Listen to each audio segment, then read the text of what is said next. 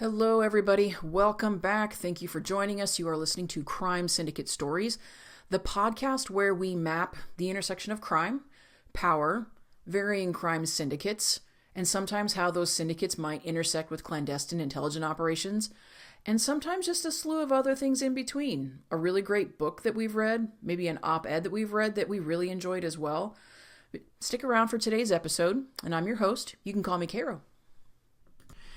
Now, if you happen to join us in our previous two episodes, one of them was audio only, but one of them was also video. I'm trying a new video podcast with this new app. I'm still getting used to it, so apologies if that technical piece is not completely up to point, on par. We're going to learn as we go along. But if you happen to join us for the previous two podcasts, then you know that we were taking this little mini journey through organized crime, but specifically through the Russian mafia within Brighton Beach, within Brooklyn, New York. And we had previously highlighted the reign of Evsei Agron. I'm not 100% sure I'm saying his name correctly, but just describing him from what we could read, this brute of a man who ruled with an iron fist and his cattle prod.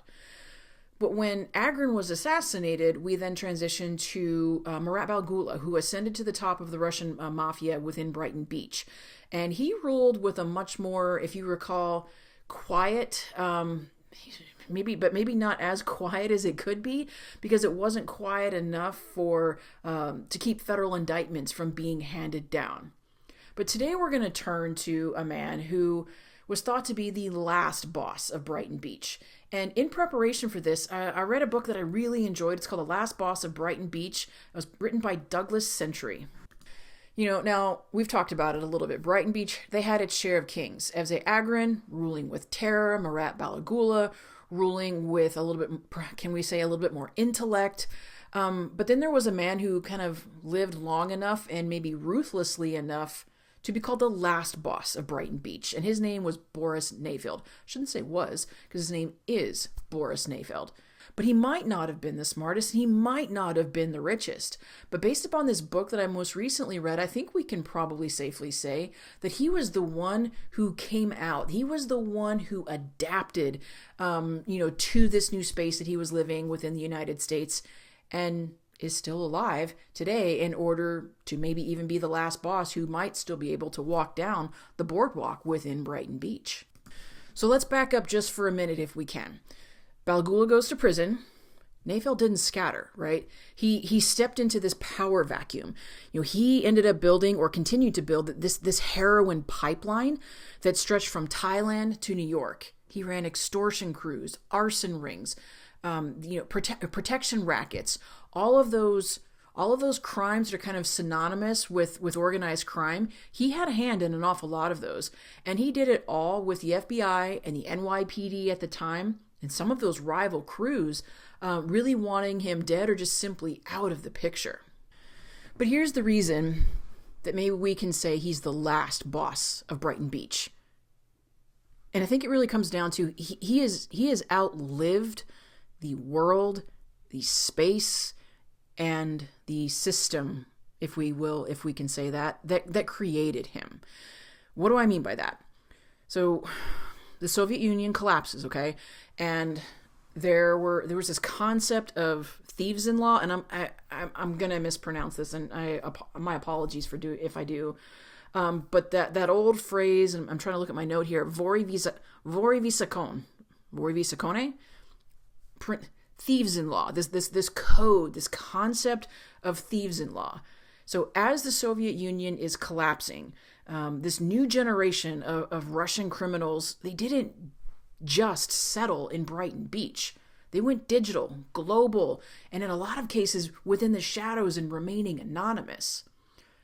As all of this is occurring, the neighborhoods changed. If you remember in our first two episodes, we highlighted these bars and these restaurants where the previous leaders of the Russian mafia had these very public spaces where the Russian community in Little Odessa, with that part of Brooklyn that it became to be known, where these immigrants could go and find a piece of home, right?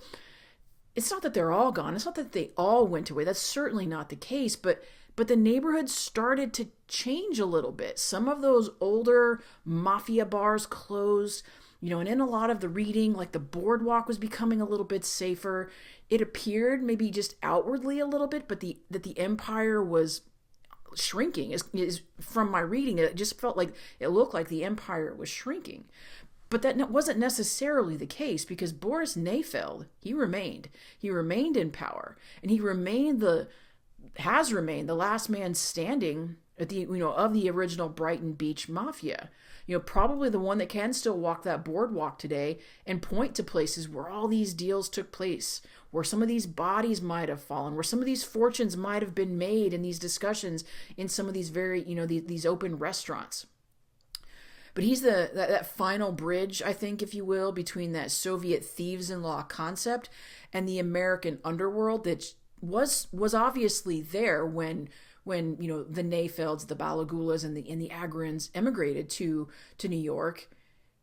The five families were obviously still there from the Italian mafia side, but that thieves-in-law concept at this time, kind of that final bridge between that former Soviet concept and then into this American underworld that they most certainly helped not create, but further define. So I think that's why he's referred to as the last boss of Brighton Beach, not because he built the biggest empire necessarily, but because he's the one that's left to tell that significant story. Now, just like we've done with our previous two episodes, in order to understand the man's reign, we kind of want to better understand who he is and where he came from. Boris Nayfeld became the last boss of Brighton Beach, but before that, he was a kid that was just, he grew up in Gomel, in Belarus. A place where, from what I can tell from the reading, survival isn't necessarily just, it's not a skill. It's within the fabric and the structure of everyone's livelihood. It's in the air that everyone breathed, that you needed to be able to survive. And it wasn't just something that came haphazardly. He was born in 1947 in a city that was still very scarred from World War II.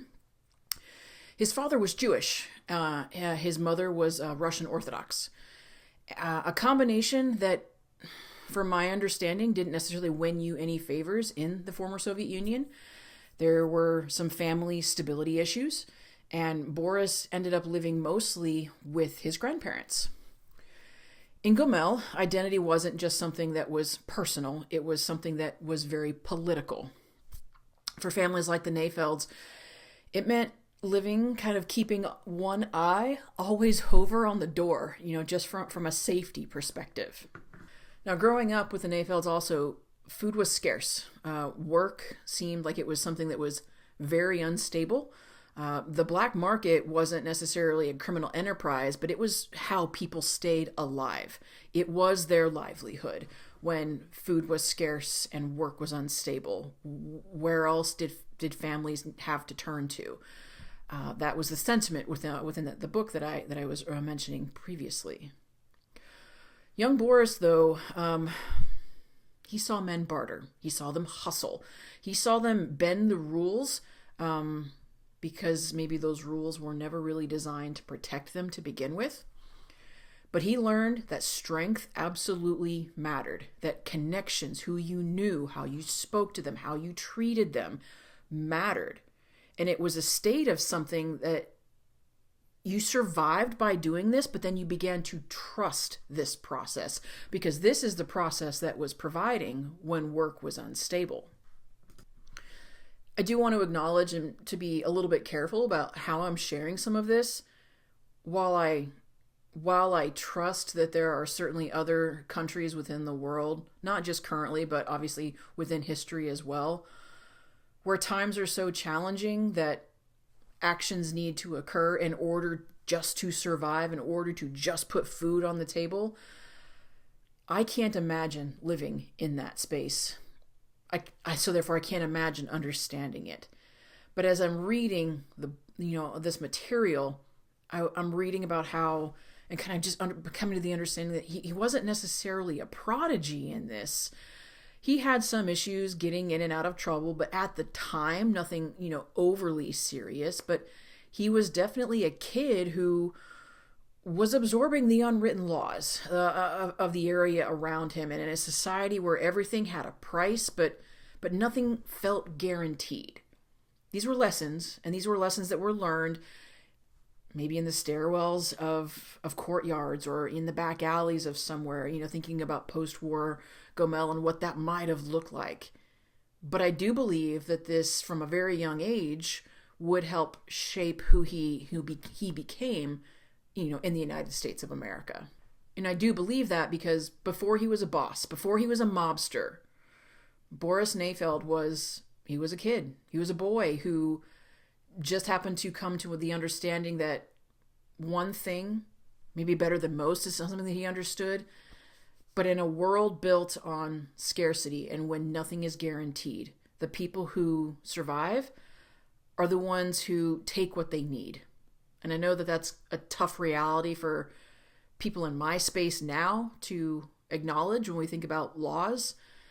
So I think it's just also really important that I recognize the privilege within my life and my space to have not ever experienced the way in which some of these individuals lived. If you recall Balagula's immigration to the United States, some of the details, there are aspects of Nayfeld's journey that will sound a little bit familiar. But by the late 1970s, the Soviet Union was kind of really cracking at the edges. Factions were falling. The corruption was just rampant everywhere. And for the Soviet Jewish population, life was really tough.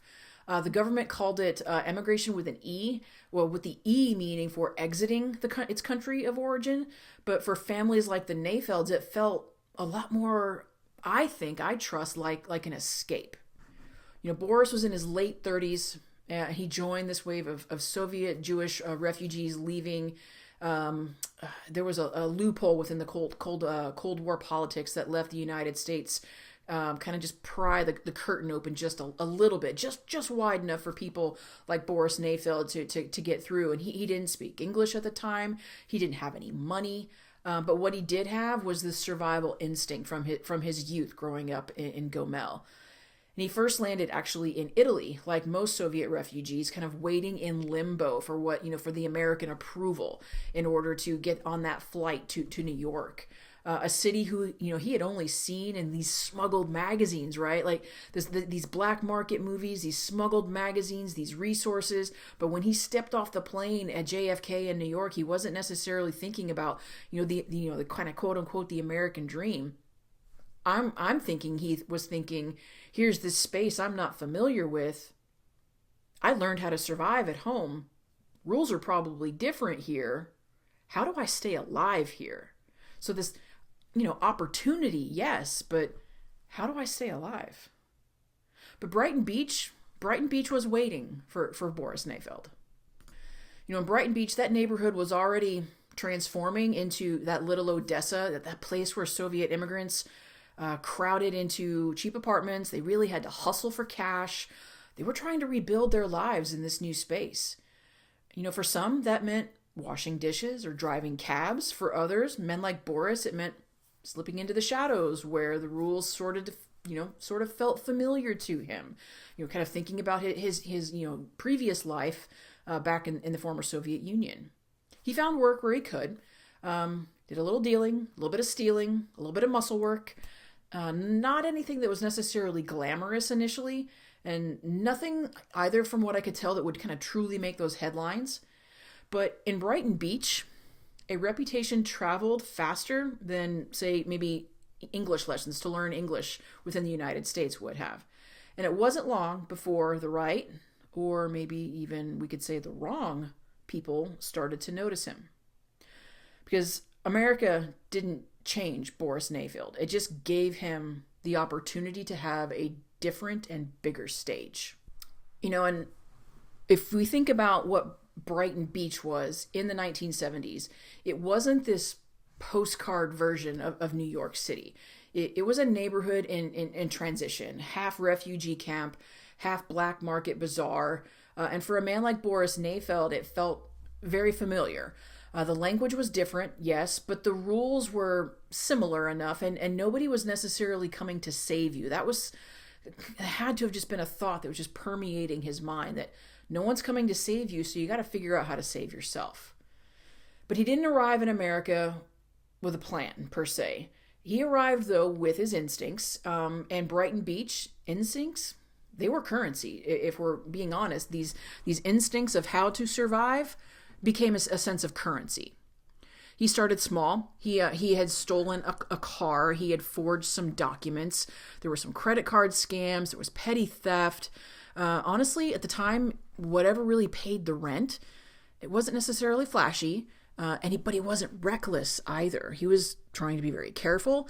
The kind of careful that comes from growing up, I think, in a place where one wrong move could have, you could have got a visit from maybe like the KGB or something like that. But even in those shadows, it seems like people talk and reputations just tend to grow. All right. And as reputations grew, what did people notice? I think people probably noticed that Boris didn't scare very easily. They noticed he could fight.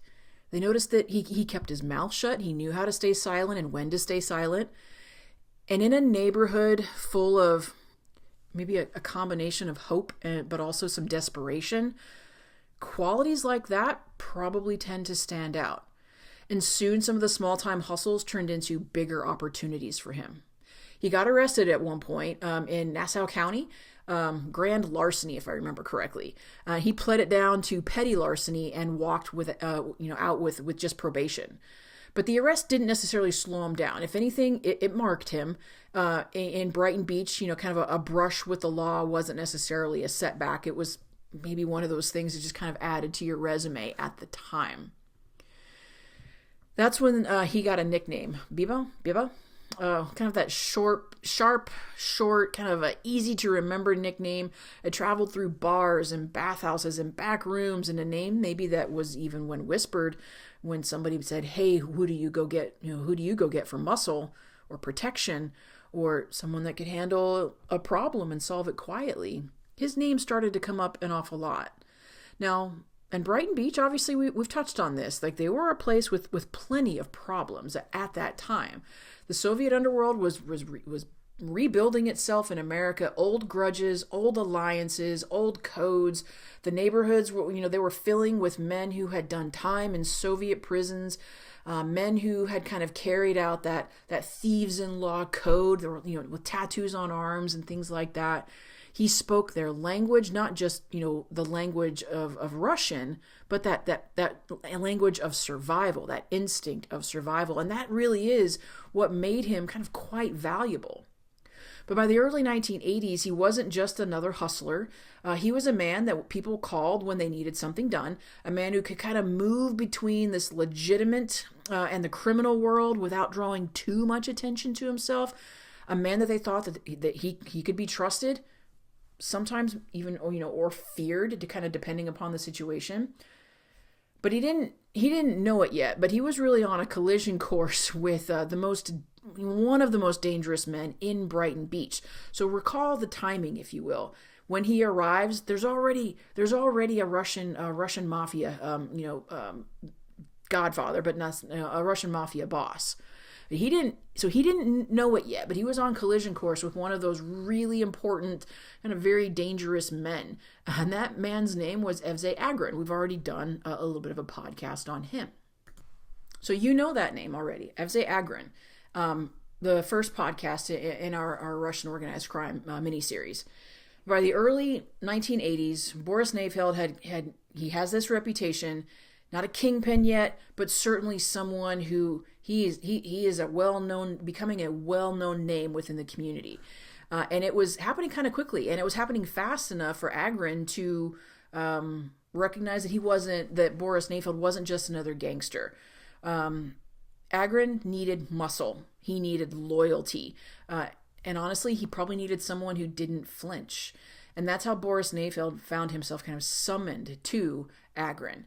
This meeting wasn't necessarily something it wasn't glamorous. It wasn't necessarily cinematic. Probably more like a quiet backroom conversation. Kind of just imagine it being the kind of place where the the wallpaper peeled a little bit, and maybe it kind of smelled like cigarettes and sweat, right? But Agron looks at him, sizing him up, this stocky Belarusian kid with sharp eyes and just a sense of calm that maybe just didn't match his age. And Agron asked him, "Can you protect me?" And Boris didn't hesitate, and he said yes. And just like that, he became Agron's bodyguard, a position that was probably both equal parts privilege, potentially also a death sentence. From that moment on, Boris Nayfeld, can we describe it maybe as kind of living in Agron's shadow, right? He drove him to meetings. He stood behind him in restaurants. He watched the door. He watched the windows. He was the eyes out on the street. He learned who Agron trusted, and honestly who Agron feared as well. He learned the rhythms of his boss, not just within the Brighton Beach underworld, but who the alliances were, who were the individuals who betrayed him.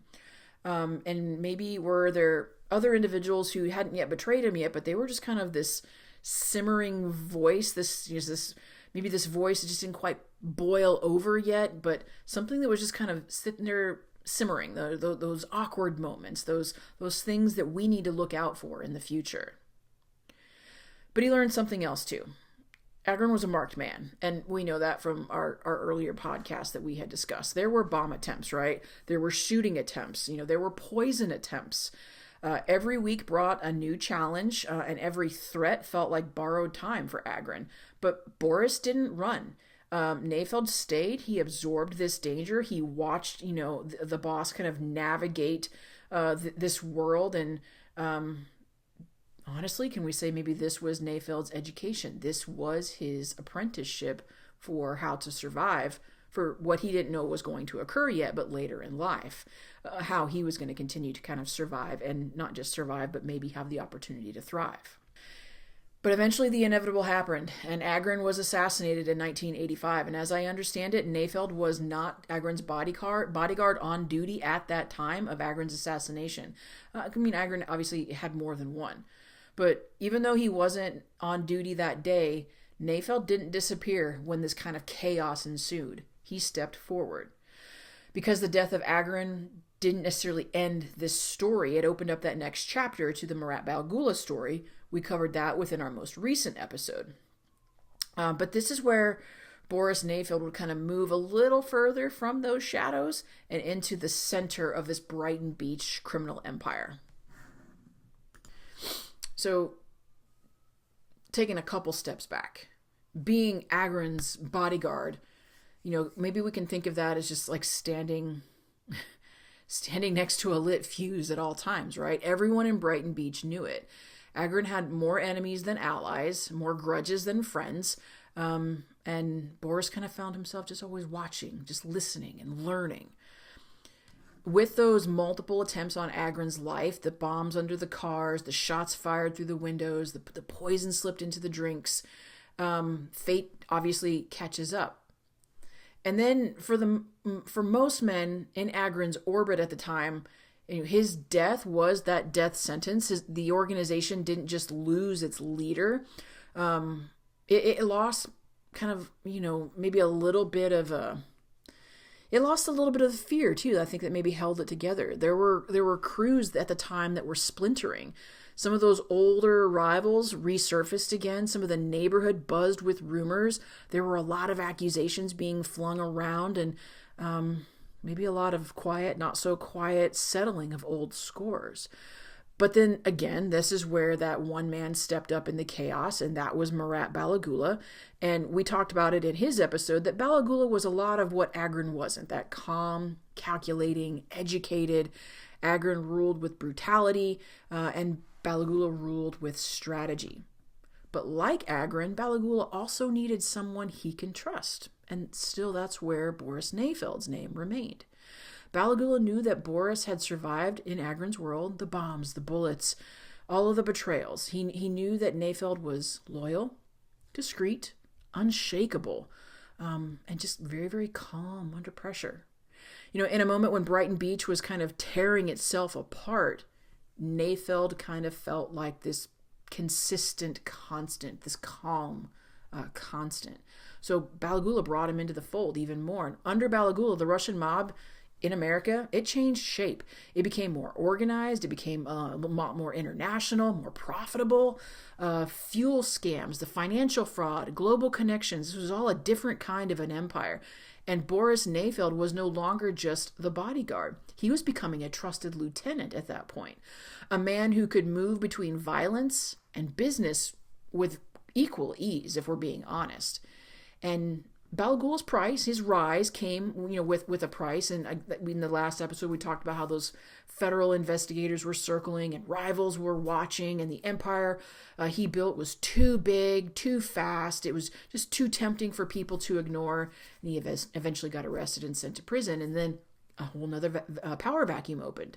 But this time, Boris Nayfeld didn't just step into it, he claimed it. Because the fall of Balagula, again, didn't end the story in Brighton Beach in New York for the Russian mafia. Nayfeld would become what was then remembered, we think of now, as kind of just that last boss of Brighton. So Balagula falls, and Nayfeld steps into power, claiming this sense of power.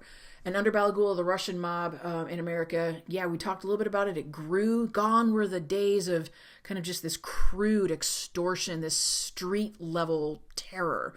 Balagula brought a whole lot more sophistication to their operation with all of those scams and the international money pipelines.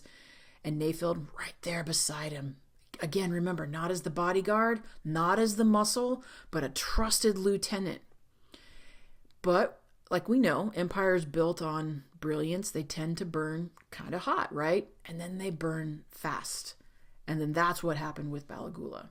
And Nayfeld was right there. He is stepping in with purpose. He is stepping out of the background and into this spotlight. He wasn't necessarily, like we talked about, maybe the richest man in the room, and he knew that, right? So he wasn't the richest, but he was the one who definitely understood survival probably better than any of them.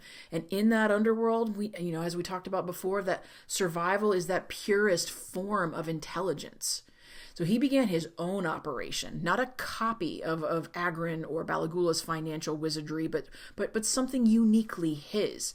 It was a hybrid of hustle, muscle, and money, and a network that stretched from Brighton Beach to Europe to Southeast Asia. And at the center of all of it was heroin. Nayfeld forged connections with suppliers overseas. He built distribution channels in New York. He recruited men who respected him or feared him, one maybe that too, but they respected or feared him enough to follow him. He needed to be the visionary. He needed to be the steady, reliable, but ruthless when necessary type of guy. And he was. By the early 1990s, Nayfeld wasn't just another Russian, mob figure, right? He was the figure. He was, again, this man who outlived two bosses, two eras, and countless enemies. And at that point, Brighton Beach had its new king, and he wasn't going anywhere. In the next chapter, we kind of think about the rise of this heroin pipeline, the international deals, the arrests, the betrayals, and things that would just cement his place in history. And cementing his place in history with, it's the height of Boris Nayfeld, the heroin, the power, and the making of this new boss. So kind of recall Balagula's going to prison, and most people assume the Brighton Beach underworld would fracture. And a lot of it did. That empire was big. It was very complex. It was too dependent on Balagula's mind at the time to survive without him. So herein lies, again, this transition. So many people underestimated one thing. Boris Nayfeld had been studying. He'd been around and he had been taking notes. He had watched Agron rule with fear. He had watched Balagula rule with strategy. And now with both men gone, he combines those two things and he's a criminal machine that is kind of leaner, quieter, but arguably far more dangerous. And again, at that center of it, it was heroin.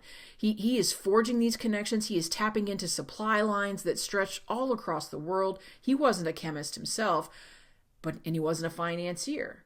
He was something more valuable than that. He was a man who could move product, manage crews, and keep everyone in line without drawing too much unnecessary attention. His operation was simple, was a simple structure with a global reach, though. Couriers flew in with shipments. Distributors would land in New York, handed these street level, worker folks, the product, and money just flowed back and forth through different shell companies and offshore accounts and these trusted intermediaries. I wouldn't call it something that sounded or looked like, if we're trying to put it down on paper, it didn't feel like it looked elegant, but it worked. And in Brighton Beach, that made Nayfeld untouchable. He wasn't the kind of boss, though, that sat in a penthouse and counted his money.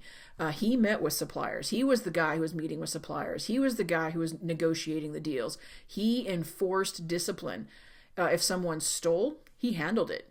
If someone talked, he handled it. If someone threatened the operation, he handled it.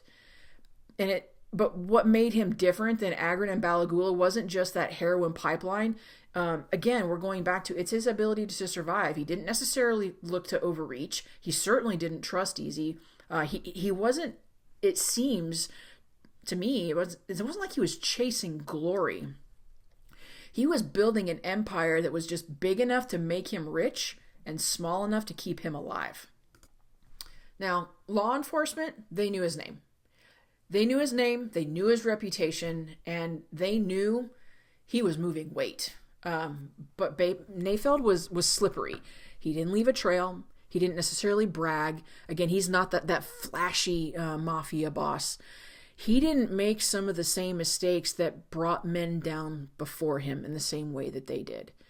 And in the underworld, survival, again, that concept of survival being the most ultimate currency. By the early 1990s, he again, just not another figure in the Russian mob, but he's the man that everyone deferred to. The one who outlasted the brutality and the ambition and the chaos of a criminal world in transition. And he definitely was that new king. But like what we always know, right? Empires don't last forever. His next chapter, there were arrests, the betrayals, the deals with law enforcement, things that would test everything that he had built. Because even the last boss can't necessarily outrun the future.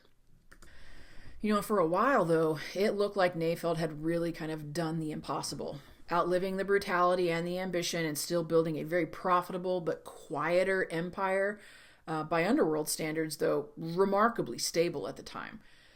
But that concept is true that we know. No empire lasts forever.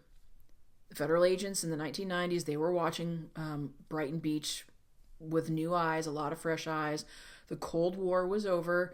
The Soviet Union had collapsed, and the United States realized a new kind of organized crime was really growing in its own backyard. And it was one, though, that didn't look like the modern-day mafia, Italian mafia at the time. It didn't sound like the Colombian cartels at that time either.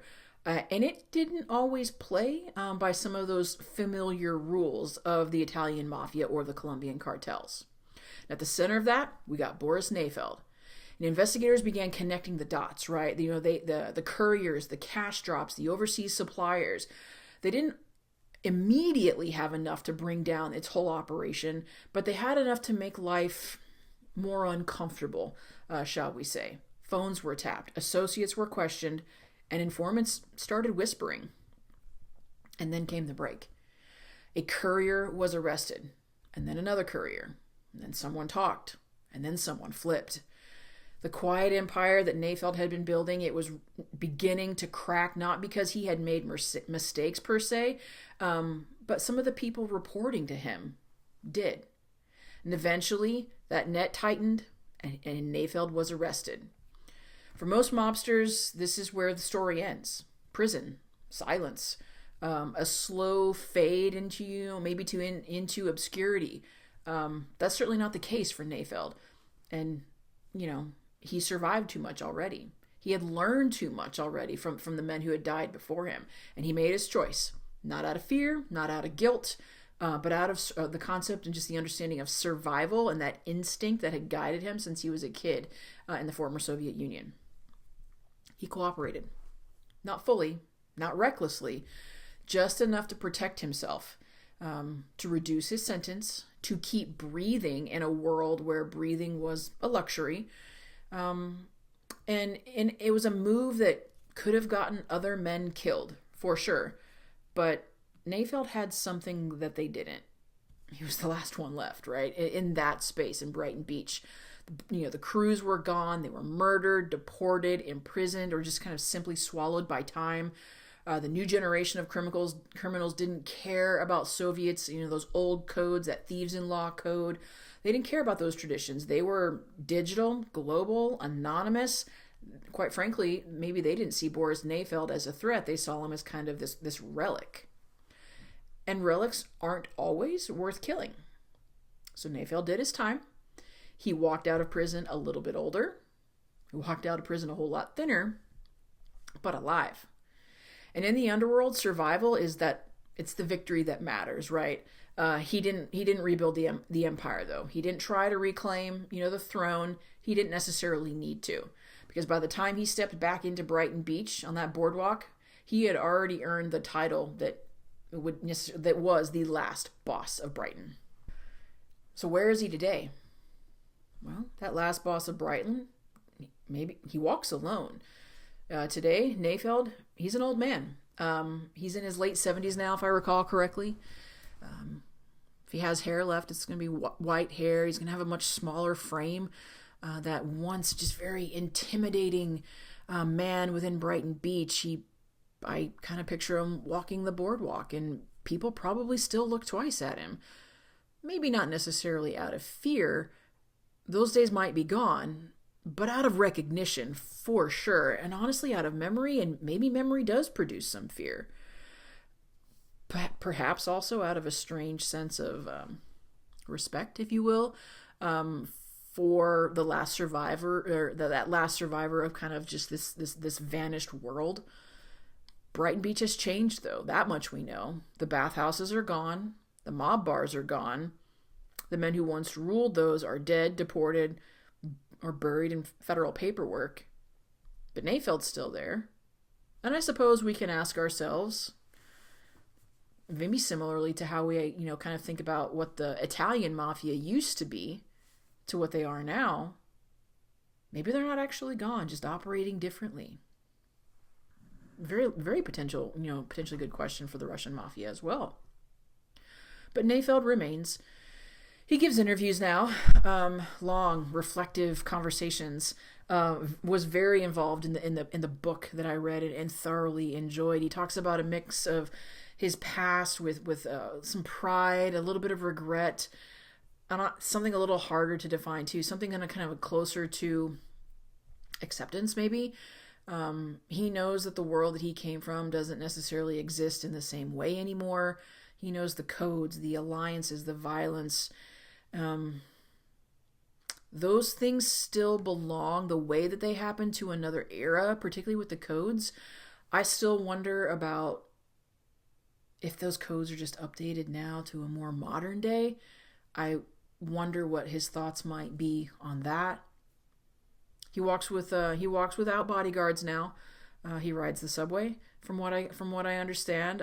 He goes and he shops for his own groceries and just lives like this happy retiree.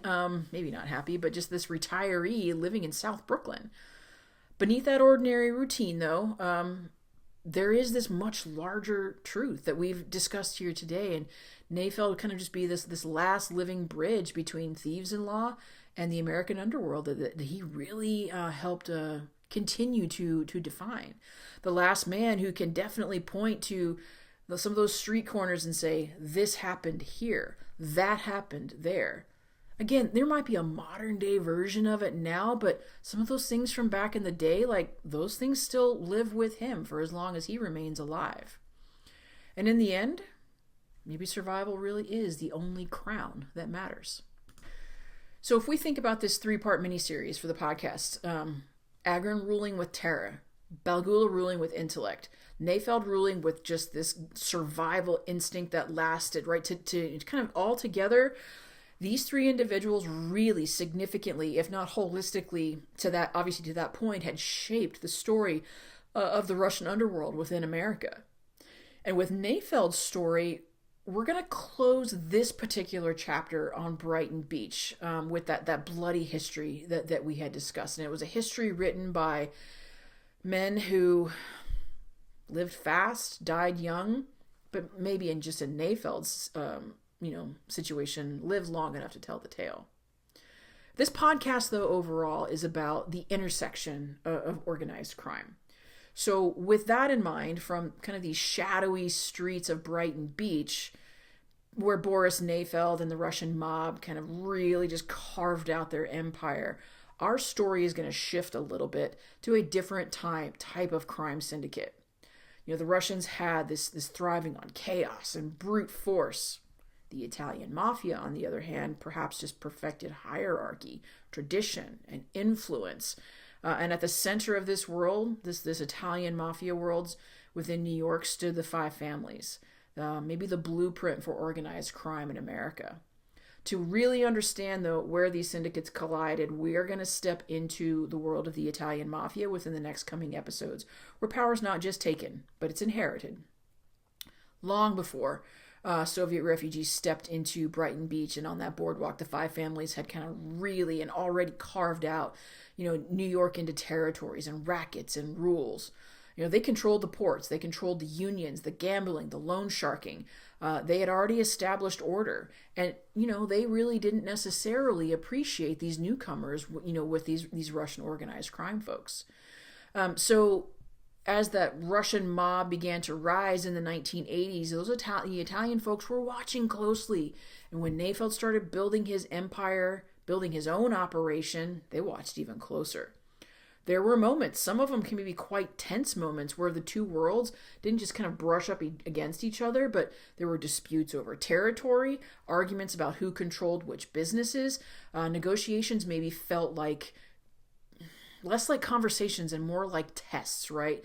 The Italians had their traditions. The Russians had their own traditions as well. And in shadowy New York at the time, those traditions just didn't always align, and they collided a little bit. So in our next mini-series, we're leaving Brighton Beach from the Russian mafia component behind, because we're still going to stick around Brighton Beach to discuss that intersectionality with one of the five families. And we're going to head into some of those stories. Those stories are a little bit bigger. Some of those stakes might be a little bit higher. And the history is certainly quite deeper. And those are going to be some of the things that we start to explore. We're not going to do the entirety of the Italian mafia within that mini-series. Again, this podcast is about intersectionality. So we're going to be talking about the Italian organized crime families who intersected most with the Russian mafia. Our story, it's going to start to, spread out like a web, working on the website to get some visuals up for, how all of these things kind of intersect and connect. And that'll also help paint a picture for, where this podcast is going to go and how we're going to get, through these stories. But I hope you enjoyed this podcast. I hope you enjoyed the mini-series about the Russian mafia. I hope it's piqued your interest. I really enjoyed kind of digging into some of the materials with this. I found it really enjoyable to try to then retell this story. If you like these types of episodes, please don't forget to subscribe and leave a review wherever you find your podcast. But yes, absolutely, thank you for listening to Crime Syndicate Stories, where we map the intersection of crime, power, and intelligence.